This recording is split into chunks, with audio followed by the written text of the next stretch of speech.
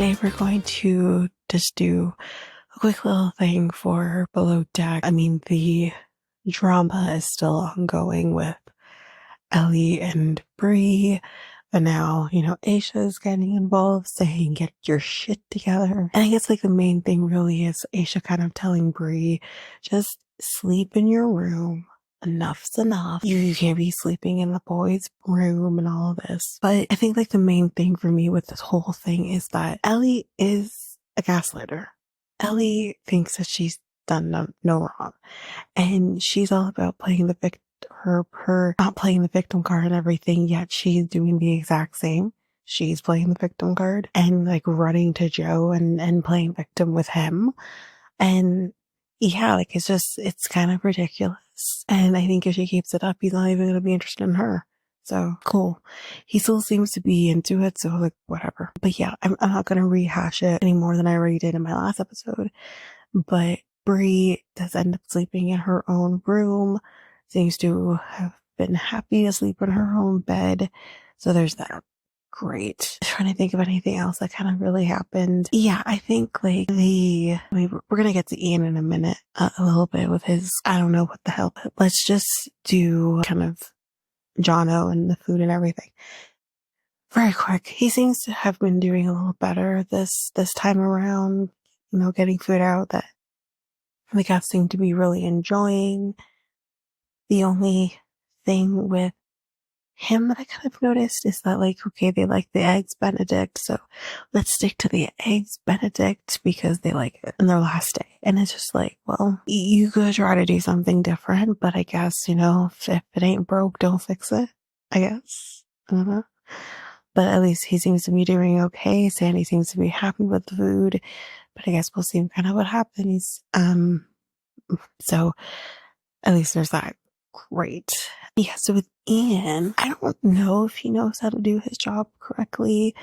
I mean, you have Sandy kind of coming out there having to intervene on different things, and she shouldn't have to be doing that because it makes the deck team look incompetent, but really it's him that's incompetent. And I feel bad for them.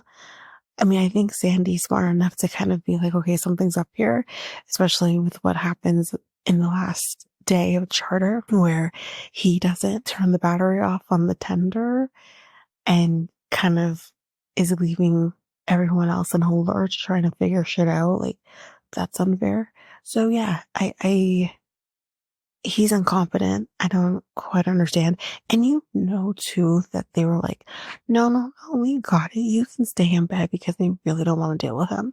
Kind of loved it. So yeah, we're kind of going to transition into that because again, there wasn't a whole lot this episode that I really want to talk about. I kind of wanted to focus more on the drama with the anchor. But before we get into the drama with the anchor, I just want to say my girl the primary, I don't know her name. She was wasted during splits and stuff. She was gone. And I think that's her husband. I'm not too sure. He just looked kind of unimpressed. I don't know, but it was funny. But when they were doing the happy birthday, I mean, Joe seems to know his stuff with the piano. He seemed to be good there. But this happy birthday rendition was really bad. No one could carry a tune. No one is in sync with each other. Nothing. It was really, it was really bad. But, it is what it is, right? But we're kind of done with all of that. But basically, let's just kind of do the drama with the anchor the last day, whatever. So they seem to be kind of doing this anchor, getting the boat unanchored, if that's the right term to use, so they can get to port. Great. They're early, actually. They were starting. Everything needs to be great. But not so great because what they refer to as the windlass, which I guess is the thing that kind of does the chain brings the chain up, the anchor up, isn't working. It's not working. You kind of hear this really horrific sounding thing that you clearly can tell shit ain't working. And of course, Ian's asleep, as we kind of know. Handy knows this, whatever's not a big deal, but he does get woken up eventually, but we'll get to it. And it's not great. And at one point, Sandy kind of says, like, if the anchor doesn't come up, like, we'd have to let the anchor go. And then my thought, because I know nothing about this, is what happens then if you have to release the anchor? What do you do if you need to anchor the boat later on? Because you'd have to ditch this anchor. I would love to know. But anyways, so we have to kind of get the engineers on this to kind of help. And we have two really good looking second engineers, which is Luca and, what was the other guy's name? Ivan? Is it Ivan? I think it was Ivan. Whoa. Whoa. Whoa. What good looking men. Oof. Anyway, they're coming on to help. But this is kind of where we find out, I think, from Ivan was the one on the tender, found out that the battery wasn't working. And Sandy's like, well, who was the last person on the tender? Ian was the last person on the tender, and he fucked up. That's great. Then you have Luca, who's kind of like trying to figure out, stuff with the anchor, which is not going, it's not looking good. And eventually, yeah, they do wake Ian up and say, listen, we have problems. And here's the thing too that I don't want to forget. One of the guests, I don't know who exactly it was, but one of the guests said that they were actually going to be catching a plane to Paris. And I don't know what time the plane's supposed to be, but they're supposed to be catching a plane to Paris. They were they were ahead of schedule. It's roughly half an hour ahead of schedule, just ballpark it. And then you kind of just see gradually as we go with this drama with the anchor, 5 minutes goes by, 10 minutes goes by, half an hour goes by, 45 minutes goes by. So they're late, right? Like usually they dock around 12. It's like 11 o'clock. The anchor's not even up yet. And I'm trying to do these different things to get the anchor up, and it's not working. And then kind of at the end, you kind of see that somehow, some way, I'm not sure how, but the anchor or something having to do with the anchor, the release, it releases, and the chain is just going. It's to the point where if it's not stopped, they're going to lose the anchor before maybe they're ready to. And Sandy's kind of like, make it stop because we're about to lose this anchor.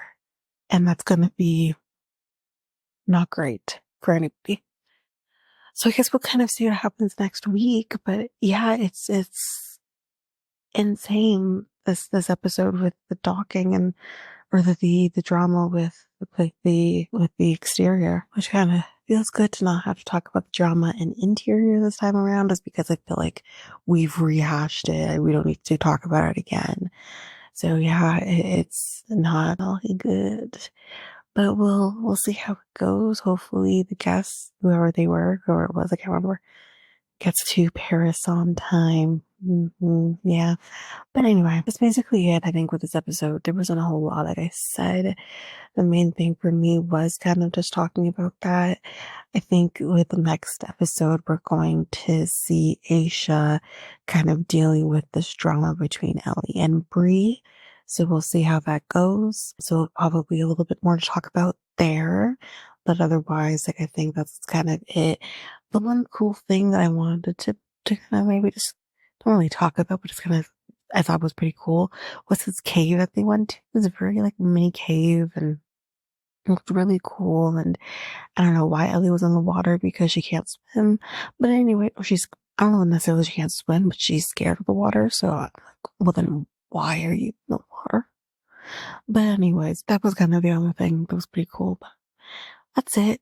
Nothing else to really discuss, I think, in this episode. But yeah, we'll be back next week probably for sure what's coming up next week for Below Deck. We'll be back then. I was hoping to get more episodes out to you today. This is going to be the only episode you're going to get today. Unfortunately, it just didn't work out that way.